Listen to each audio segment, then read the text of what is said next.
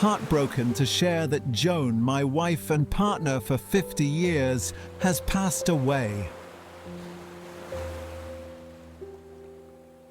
She was my best friend, my rock, my guiding light, my world. Love you forever.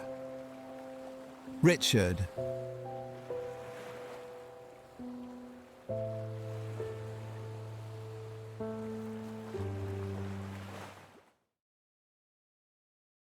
You know, today we're going to talk about something really personal, but also something that connects every single one of us. This isn't a story you'd see in the headlines. It's about the quiet, powerful lessons we find in a lifetime of love, and what happens after it's gone. There's this beautiful idea that some lives teach us, some love stories guide us, some losses remind us what truly matters. And that's exactly what we're diving into today. The story of a man who lost his partner of 5 decades. And through his journey, we can all learn a little something about devotion, grief, and maybe most surprisingly, gratitude. So let's start with this foundational idea. The idea that a truly deep, lasting love isn't really about the big, flashy milestones we tend to celebrate. As this says, love lives in the moments we don't realize will matter until they're the ones we hold on to forever. And that really gets to the heart of it, doesn't it?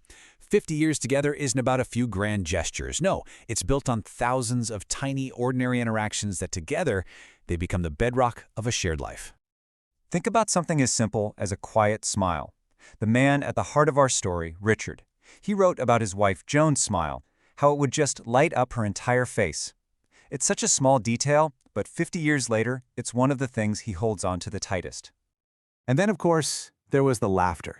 Richard talked about how, even after all that time, they'd still laugh together like a couple of teenagers.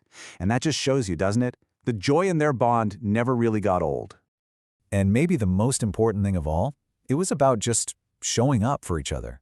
There's this one story about how, even in a hospital hallway, fate just seemed to bring them side by side again. These are the moments that build a life. The little things truly do become everything. Which of course brings us here, because when a love is built on countless small moments, the loss feels just as big, just as profound. But the key, as we're about to see, is all in how we frame that feeling. Now, this is a powerful redefinition. Grief, it's not the opposite of love, it's the proof of it. You know, that pain you feel from loss, it's not a weakness, it's a direct measurement of the love that was there. The deeper the grief, the more beautiful the connection must have been. 50 years of partnership, love, and shared life. That's a beautiful legacy. Hold tight to that love. It never leaves. This was a message someone shared with Richard, and it reinforces this idea perfectly. Grief is just love's echo across time. It means something incredible happened, and it mattered. A lot. So, if loss is the shadow that love casts, how in the world do you navigate that shadow? Well, this brings us to an incredibly powerful tool: gratitude. And not in a way that pretends everything is okay, but as a way to actually transform the pain. And you can see the difference pretty clearly here. Mourning alone, you can get stuck focusing only on the absence, right? That empty space. But when you bring gratitude into the picture, the whole perspective can shift from what was lost to an appreciation for what you were lucky enough to have shared. It just changes the entire emotional landscape.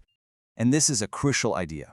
Gratitude doesn't erase the pain, it gives the pain a place to go. It lets us remember that even inside this immense loss, there's something incredibly precious to hold on to.